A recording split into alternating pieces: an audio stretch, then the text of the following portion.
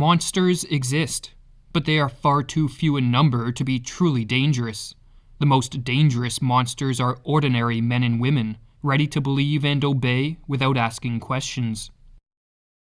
Is a peaceful and prosperous society dependent on strict obedience to the laws and dictates of the state? Is voting the only proper means to show displeasure with the commands of politicians and bureaucrats?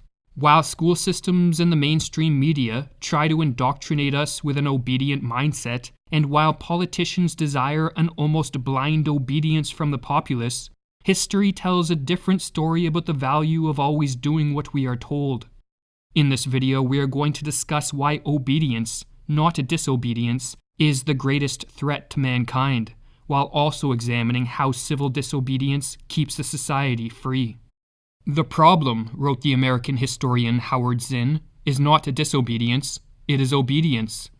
The real question, echoes the psychologist Wilhelm Reich, is not to know why people rebel, but why they don't rebel.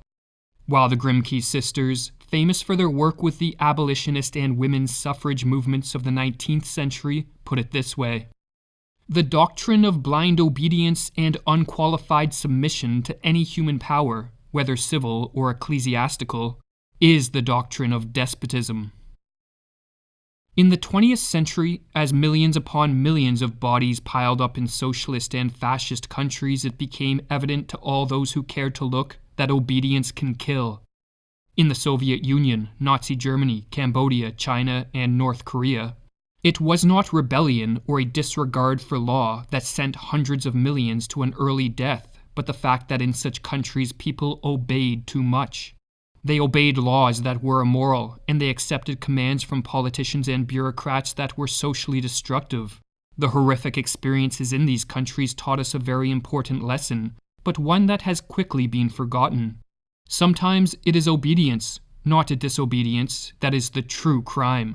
Or as Peter Ustinov wrote in a 1967 article in The New Yorker, for centuries, men were punished for having disobeyed. At the Nazi trials of Nuremberg, for the first time, men were punished for having obeyed. The repercussions of this precedent are only now beginning to make themselves felt. But even if laws that lead to the suffering of innocent people and to the destruction of a society should be disobeyed, this proves very difficult after a country has descended into full-blown totalitarianism. For with totalitarianism comes an enslavement of the population. First, an enslavement of the minds of the masses through incessant propaganda, and then a physical enslavement through mass surveillance, police forces, and a judicial system whose main job is to keep people in a state of submission.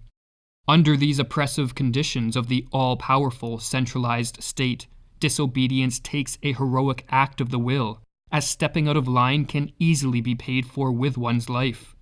What makes disobedience even more challenging under totalitarianism is that when the state controls all, economic activity grinds to a halt.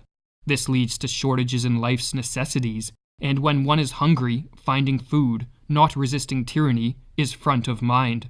Or as Theodore Dalrymple explains, in totalitarianism, shortages of material goods, even of necessities, were not a drawback but a great advantage for the rulers. These shortages were not accidental to the terror, but one of its most powerful instruments.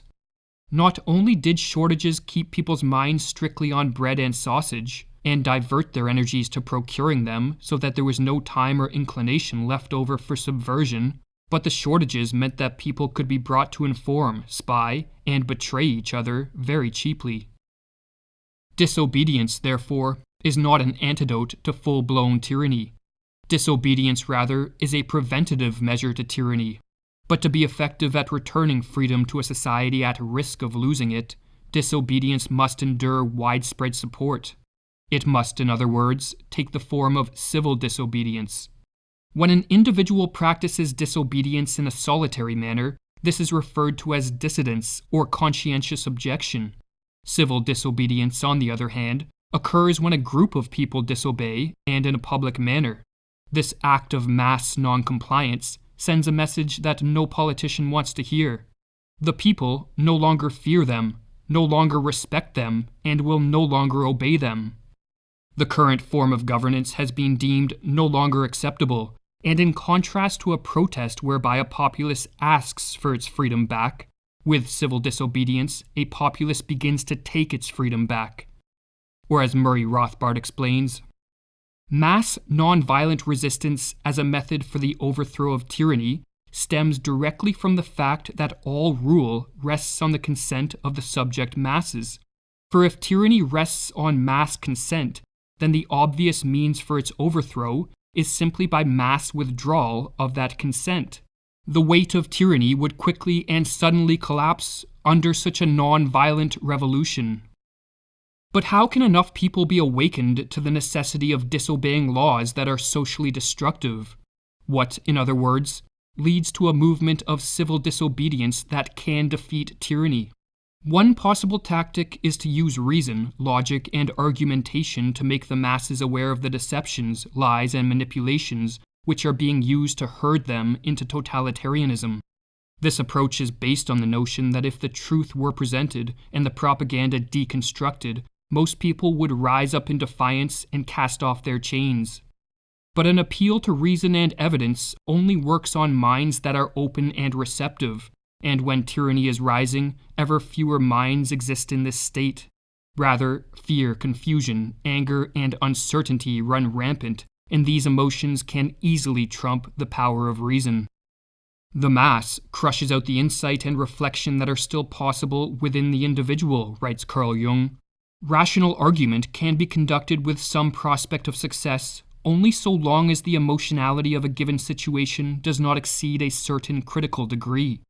If the affective temperature rises above this level, the possibility of reasons having any effect ceases, and its place is taken by slogans and chimerical wish fantasies. That is to say, a sort of collective possession results which rapidly develops into a psychic epidemic. This observation that a people can become immune to logic and reason was shared by the writer Elie Wiesel, who upon visiting the Soviet Union wrote, "Logic will not help you here. You have your logic, they have theirs, and the distance between you two cannot be bridged by words." What is needed more than words and arguments are individual dissidents who act as the motivating examples for the larger movements of civil disobedience. For the power of example always reigns supreme in its ability to influence others. When people see that someone is willing to take risks in defense of their beliefs, and that their words are congruent with their actions, this lends more credence to their position. And while the example of a dissident may not awaken those most blind to the chains of control that are being placed around them, it can exert a strong influence on the many who are on the fence as to what to think and how to act. But without an intrepid few willing to be the example for others, a sort of prisoner's dilemma exists. No one is willing to be the first to disobey, and so everyone sits idly by, hoping that others will save society for them. "So many others are better qualified, more competent and effective than me," writes Frederick Gross. "A throng of good-willed souls is projected onto the horizon, ready to rise, so that I can retreat more easily. Another will act instead of me, and so much the better." But the question that a potential first mover faces is, when is it right to disobey? For while it is relatively easy to disobey when a movement of civil disobedience has gained momentum, the initial dissenters face a challenging predicament. Is disobedience worth the risk? Has the act of obedience reached such immoral proportions that to be compliant is to be complicit in the destruction of society and in the harming of innocent life? Each person must answer these questions for themselves, but an answer usually comes from within, as a command from conscience. The etymology of the word conscience tells us that it is a special form of knowledge, writes Jung. The peculiarity of conscience is that it is a knowledge of, or certainty about, the emotional value of the ideas we have concerning the motives of our actions. Conscience is a felt state. It is an intuitive form of knowledge about the rightness or wrongness of an action. One of history's most famous examples of an individual who relied on his conscience to direct him in acts of disobedience is Socrates. Socrates was commanded by the 30 tyrants to arrest an innocent man and to bring him to his death. Socrates, however, did not practice blind obedience, even if the commands came from tyrants who held the power of life and death over him. Socrates instead listened to his conscience. "The 30 sent for me," says Socrates, "and ordered me to bring Leon the Salaminian to be put to death. I, however, showed again, by action, not in word only, that I did not care a whit for death, but that I did care with all my might not to do anything unjust or unholy. For that government, with all its power, did not frighten me into doing anything unjust. I simply went home." In going about our day-to-day life, our conscience tends to speak quietly, and often the messages it sends are ambiguous. But this can be used to one's advantage when making the decision as to whether disobedience has now become the right choice.